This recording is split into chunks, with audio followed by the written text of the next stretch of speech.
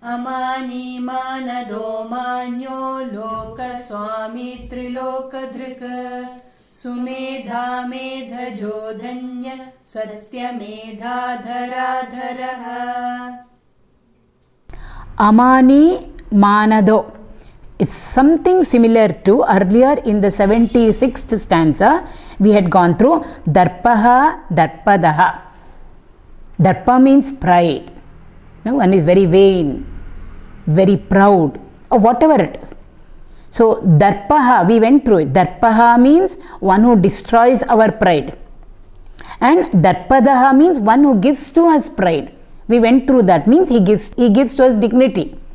Abhimana is good, but durabhimana is bad.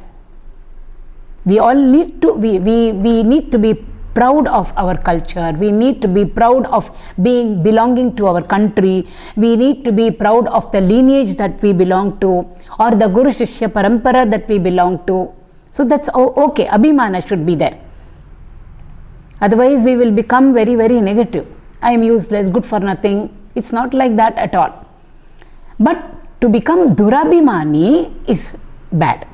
So darpaha, darpadaha we had gone through last time. Similar exact meaning. Amānī. Mana means again being vain, being proud, full of vanity, full of ego. You know who I am, I've got this, I've got that, nobody equal to me. Whatever it be, whether it is in knowledge, whether it is wealth, whether it is in glory that we have. I possess so much of kirti. Everybody glorifies me like they glorify nobody else. All aspects full of pride. Mana. Amānī. Bhagavan is amānī, who has got no vanity whatsoever at all. He is an embodiment of humility, he is an embodiment of humbleness, modesty. In spite of being the Lord of the entire universe, he can do everything, anything.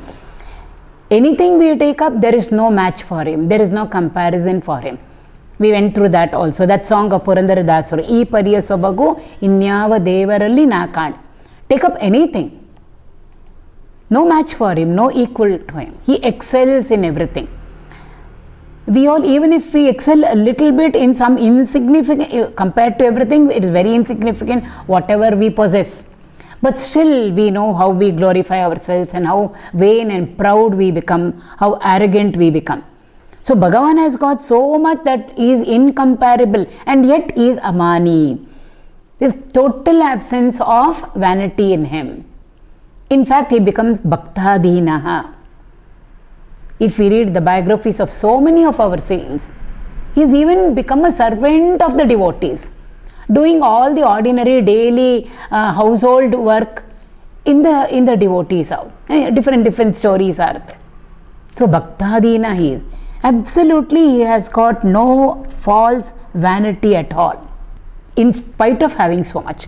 And also he is not attached to anything that he has got. Bhagavan, the one who has got those 6 glories, he's got lordship, he's got wealth, he is very prosperous, he's got fame and glory associated with him. He is very, very strong and powerful and mighty. Yet one of the qualities over there, one of his glories is that he has got vairagya also. Vairagya means absolutely far removed from everything, dissociated with. He is not associated with, or he is not attached to anything that he has got. And he has got it how much? In plenty. In infinite measure he has got. So amānī, these are all the traits and the glories of the Lord. If he is like that, what to talk about us? Nothing, we have not even a drop of a droplet. And still we know how we become vain and proud and arrogant and so egoistic. So amānī, total absence of vanity in him, pride in him, ego in him. Bhagavan is far removed from ego. We are all full of ego. So therefore, where ego is, he doesn't reside there at all. Where the ego is not there, he alone comes and resides over there. We don't even have to call him, he is there. So, amānī, mānadāh, one who gives to us mana, means he gives to us honor, he gives to us the dignity. And also he destroys our abhimana, The sometimes in the context can mean to give and also to destroy. The root from which the comes, it means both. He gives or he can destroy also. So mānadāh means one who gives to us our dignity, again pride in quotes, honor. We are what we are. We are not something insignificant. Success is our birthright. We are the children of immortality. We are not the children of sin. See, that abhimana we should have with us. Otherwise, anybody can use us as a doormat. Useless, good for nothing I am. That will come to us. So he gives to us. He gives to us our dignity. Again, when we go through the biographies of our saints or of the Lord, we will see how beautifully he bestows upon a person, upon a devotee, dignity also, honor also. He honors a devotee. He gives to them the respect. He gives to them the dignity of being a devotee of his or a disciple of his. And also it means to destroy. The means both. So one who destroys our durabhimana can mean both. So amānī, mānadāh, we have taken it together. So one who he by himself absolutely doesn't possess any pride or any vanity or any abhimana, and on the other side he gives to us our honor, our dignity, whatever we need to have, he gives to us. And if we become a durabhimani, he takes it away from us also. Modesty is good, but over modesty is not good. That is what Gurudev used to tell us. Over modesty is not modesty. What is it? It will become durabhiman. Ati vinaya dhurta lakshana. Vinayata is good. So therefore, amānī, mānadāh, mānyāh. Mānyāh means one who should be honored, who should be glorified, one who should be praised. He alone deserves all that, not we the human beings. If we run after people wanting this or demanding that or hoping that somebody will give to us whatever we want, we sit and glorify them, praise them and do whatever they ask us to do, finally we will be left with disappointed. But the Lord is not like that at all. He is the only one who is worthy of our praise, our glory, of being honored. Why? All the beautiful we have been seeing over here, 1,000 names means it's not just 1,000 names he has got for us to call on. Every name we have already been seeing represents something for us or indicates some characteristic of his. So if he's got all these characteristics, not just 1,000, 1,000 have been put together, strung together, and we call it as a Sahasranama. Hari Katha Ananta, Hari Ananta, and Harinama is also Ananta. Where do we stop? So therefore, he alone is the one who is worthy to be praised, glorified, and he is the only one who can give to us also whatever we want. So therefore, Mānyāh is the only one to be honored, worshipped, glory, nobody else. We run after this person, we run after this person, we run after so many things, hoping that we will get satisfied, contentment will come to us, we will be satisfied, we will become fulfilled. But then we know we get slowly cheated. In time, everything cheats us, everybody cheats us. Bhagavan is not like that at all. So ultimately, he is the only one for us. He is the mother, he is the father, he is the relative, he is the friend, he is everything for us. So whom should we worship? Worship him. So Mānyāh, lōkasvāmī trilōkadhṛt. Earlier also we had seen lokabandhu, lokanatha, something like this over here. So loka means all fields of activities. Big fields of activities. The entire solar system is a huge field of activity. Then every planet is by itself a field of activity. Our earth, where we are all living on, is itself a field of activity. Continents, countries, states, our area, our house. Every room is a field of activity. The kitchen represents one field of activity. The puja room represents another field of activity. So we don't mix up things. Similarly, our body itself is a field of activity, mind, intellect, all are fields of activities, gross to subtle, collective to individual. All of them are lokas. Just like we say, there is a conference. What is it? World of doctors I saw over there. Only doctors conference. So we say, it was a world of doctors. It's a world of engineers. Means only such people were there in that, participating in that field of activity. So loka means fields of activities. Swami means Lord. He alone is the Lord of every field of activity. That is why we invoke him before the satsang. He is the chairperson. He is the one who monitors and looks. He is the central point of all that which is going on around us and about us. So he is in the middle over there. So we invoke him and then only venture into anything, start anything. All of us in the morning, before we get up, we invoke him. When we go into the kitchen, before we start our day's cooking, we invoke him. Prayer room, we invoke him. When we go for work, we invoke him. The moment we step into our office, our own room, cabin, we invoke him. It's a field of activity. Who is the Lord over there? We may be the CEO of the company, but still, the CEO of the company can do nothing if lōkasvāmī is not presiding over him. So he is the CEO of all CEOs. So therefore, Lord of all fields of activities. Trilōkadhṛt, all the three lokas. Dhṛk means he is the support. Something needs to support everything.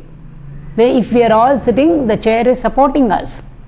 If we are standing, Mother Earth is supporting us.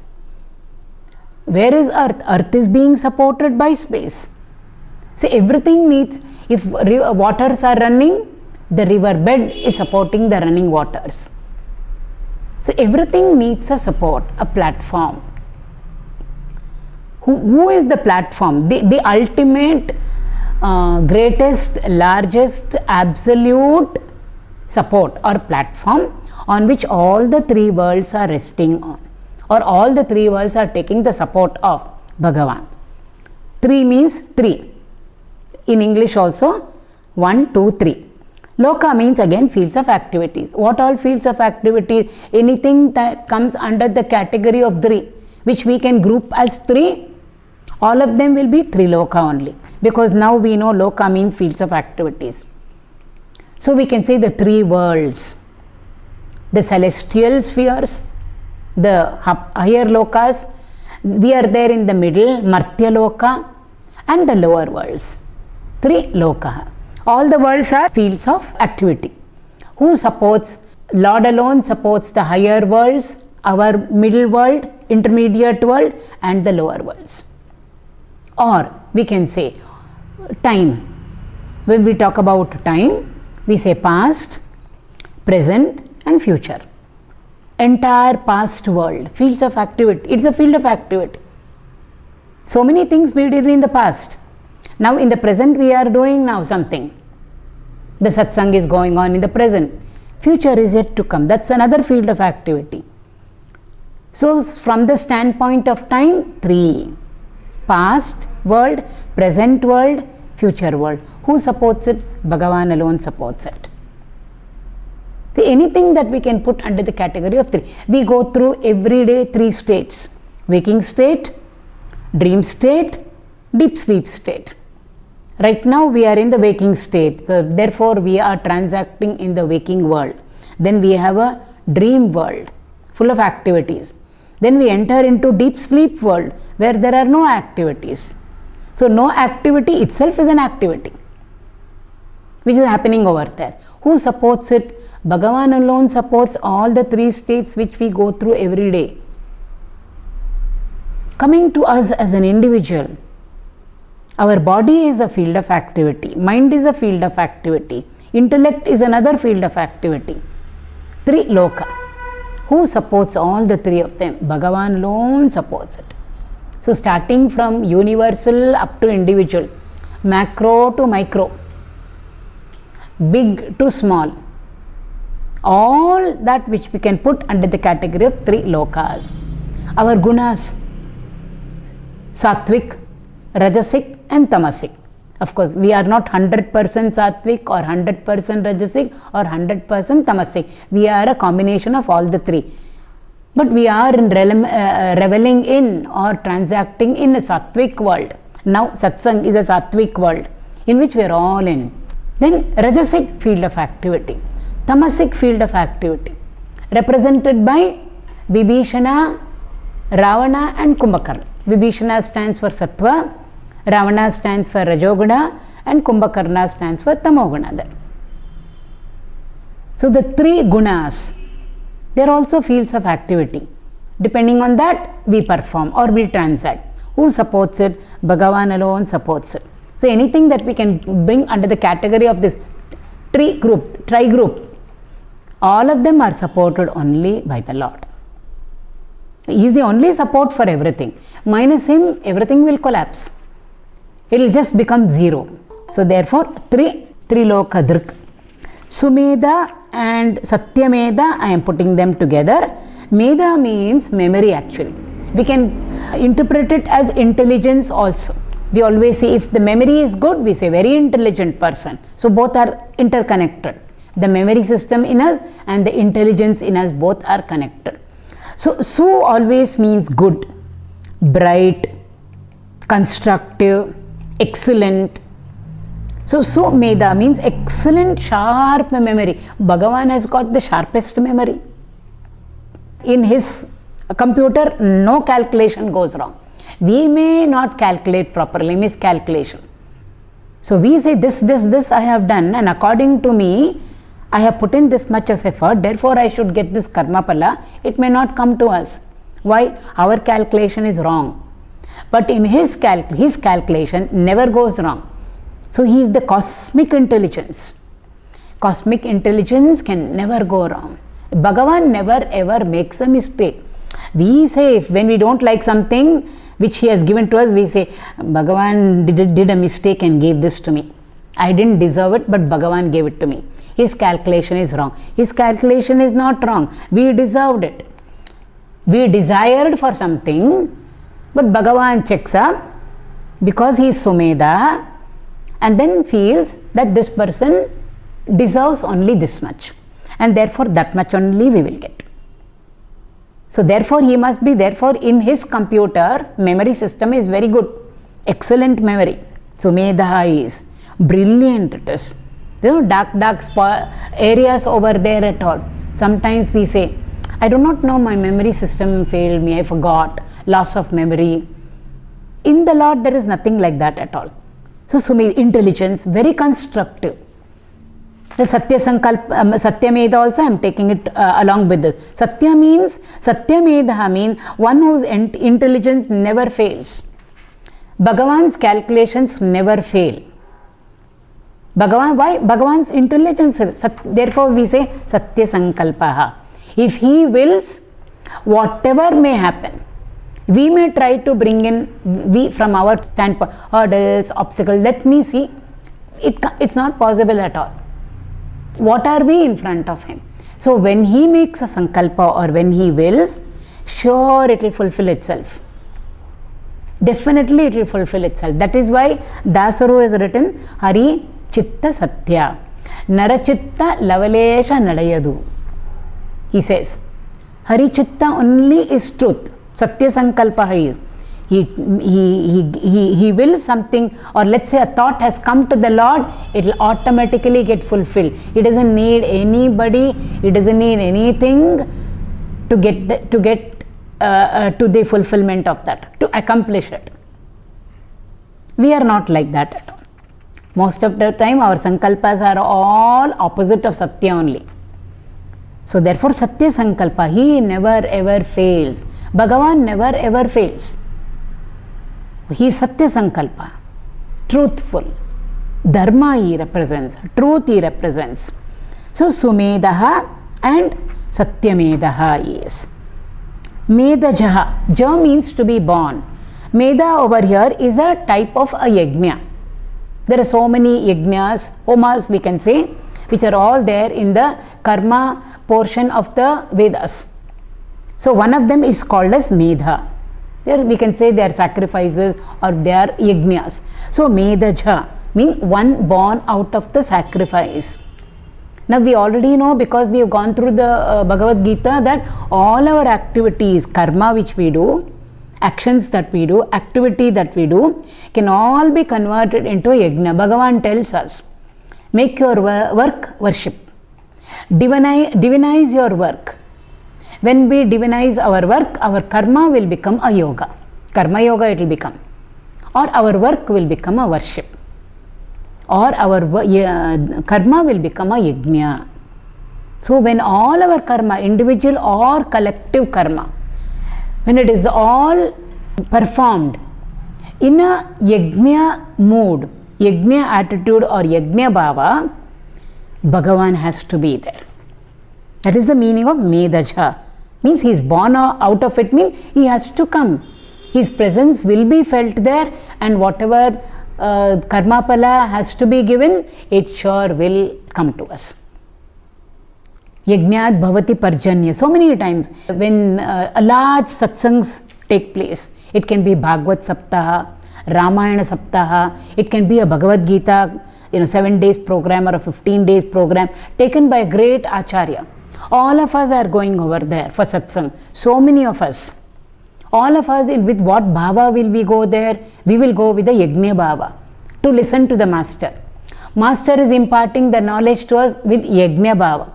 So it's a huge collective yajna that is happening, not 1 day, 2 days, 3 days, so many days. At the end of it, rains will come. Even today, we can see it. A puja or utsava in a temple where large number of people have gathered. After the entire utsava is over, prasada distribution is over, few drops will fall from the sky. And we all feel, Bhagavan's kripa, grace. It's like he's saying, well done, well done. And it is there in the 3rd chapter also. Yajnat bhavati parjanya. The rains come down because of yajna. Rain means Bhagavan's grace and blessings to us. So mēdhajā means he is born out of it, means whatever we want or whatever we deserve, collectively whatever we have done, everything is beautifully computed and calculated, because he is already sumēdhā and satyamēdhā. And then whatever we need will automatically be given to us. So Medha means he comes, not that he comes just like us, but whatever we need to get or what we deserve because of the collective yajna that we have done, the collective karma that we have done in the form of a yajna, Bhagavan will give it to us. So he has come to us in the form of the karma pala. That is why we say Vishnu is yajna and yajna is Vishnu. So mēdhajā, dhanyaḥ. Dhanyaḥ means, we always say dhanya means good. Well, somebody has accomplished something very beautifully, dhanya we say. Such a fortunate person, such a privileged person, such a fulfilled person. Bhagavan is dhanya. He is all fulfilled, ever fulfilled. We are the ones who are never fulfilled at all. We say, I want this. Then I will feel completely fulfilled in my life. I won't ask for more. But when we reach that target, are we fulfilled? No, we are not fulfilled. We look up to somebody else. She has got more than me. Now again, therefore, that satisfaction of fulfillment is not there at all. We thought we will become fulfilled, but no. We want to gain that also. Then I think I will be fulfilled in my life. I won't ask for more. When we reach that target or goal, are we fulfilled? No. For human beings, Gurudev used to say, +1 is always a possibility. +1 means I want this. So we reached that, we got it. Are we happy? No, I want some more. That I want some more, I want some more, I want some more is always there in our lives. Therefore, we are never fulfilled. We may have crores and crores. Are we fulfilled? No, we are not fulfilled. We may have properties after properties. Are we fulfilled? No. We may have 365 saris for 365 days. Every day we don't go out, but still are we fulfilled? No. See, I don't have anything at all to wear. I want new ones. Bhagavan is not like that at all. Bhagavan and all our masters, Jivan Muktas, they're always fulfilled and fulfilled and fulfilled. They don't need anything else at all to add to their lives. We always long for, crave for, desire for something, and we say that if that comes in, it gets added to my life, I'll be fulfilled. But we know, when we read that, we still feel cheated. I thought I'll be fulfilled, but I know now I am not fulfilled at all. Bhagavan is the fulfilled one. He doesn't want or he doesn't crave for anything at all. All our masters also. They may be, from our standpoint, in sheer poverty. Muthuswami Dikshita, Tyagaraja Swami. The king sends riches. Come and become my court musician.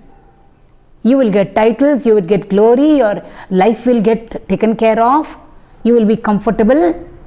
But they say, I am already fulfilled, I don't want anything. But from our standpoint, they were poor. They didn't know how to make two ends meet. But from their standpoint, they are fulfilled. So, dhanyaḥ. It's a very beautiful story in the Bhagavad. This churning of the milk ocean, Kshira Samudra is churned because the Devatas want Amrita. So, the Devatas are on one side and the Rakshasas are on the other side, and they are churning the milk ocean. And Mandara mountain is the churning rod, Vasuki is the churning row, and they are churning over there. So, I am not going to the details of that story. Poison comes, we know Shiva, for the welfare of everybody, he takes it up, he drinks it up. Then slowly, lots of beautiful things emerge from the Kshira Samudra. So, whatever comes, it is distributed. Most of it, the Devatas take. Rakshasas keep quiet because they feel at the end when Amrita comes, we will target that, we will go for it. And then at one point of time, Lakshmi comes. She is supposed to be the daughter of Sagara. And out of the Sagara only, milk ocean only, Chandra came. So we always say she is the sister of Chandra Bhagavan. Indu came, we call her Indira. So Lakshmi came. She was so, it comes in the Bhagavad Purana. And in other Puranas also this story is there. The very popular story. So she comes out, how is she so, she is young. First of all, she is the goddess of beauty, she is the goddess of wealth. We can imagine how she must be. She is so beautiful, and if she is there with us, everything will get fulfilled. Dhanyaḥ we will become. So when she comes out of the ocean, all the Devatas, go and then receive her, honor her, the way it is, she should be honored. So one brings a throne, one offers beautiful necklaces, they all get together and do abhisheka for all those things happen. And all of them, and she has got a mala in her hand for Swayamvara. She has to now search for her life companion. All the gods are looking at her, because if Lakshmi becomes their life partner, companion for them, everything will get fulfilled. Dhanyaḥ they will become. So all of them are looking, whom will she garland, whom will she garland, whom will she garland. So she looks around everywhere. All the Devatas, Indra Bhagavan onwards, they are all the gods in the heaven. How much they must be having.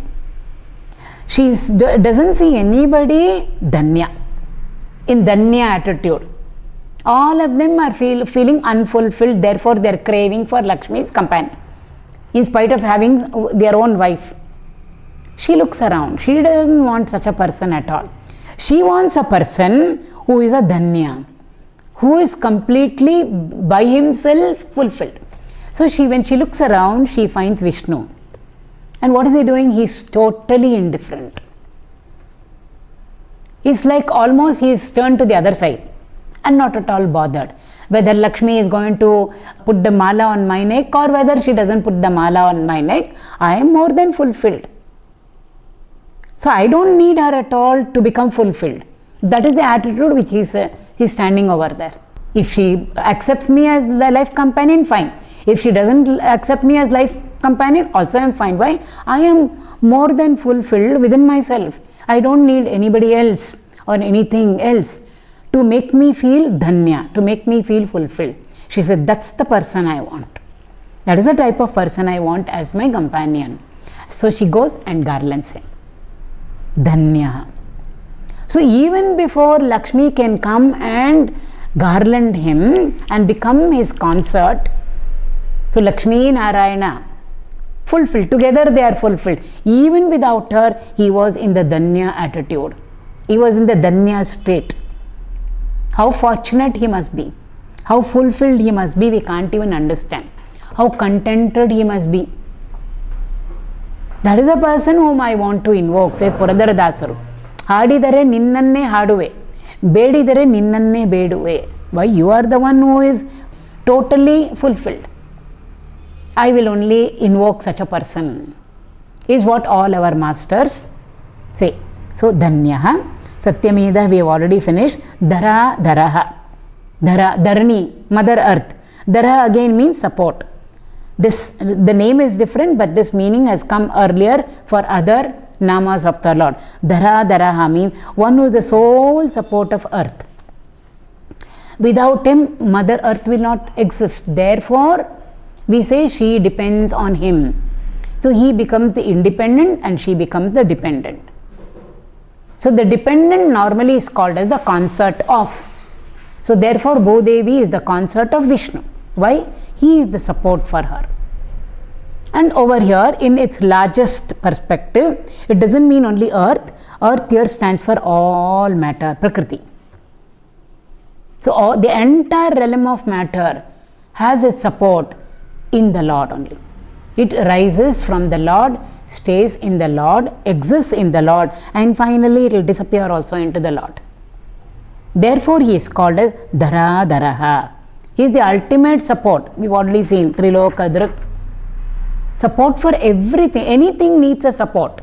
Otherwise, it will collapse. So, who is the one who is the support for all the worlds? 14 worlds. Bhagavan is the one who is the support for all the world. And over here, Mother Earth means realm of matter. Matter means realm of change. So, for the entire realm of matter, Lord alone is the support.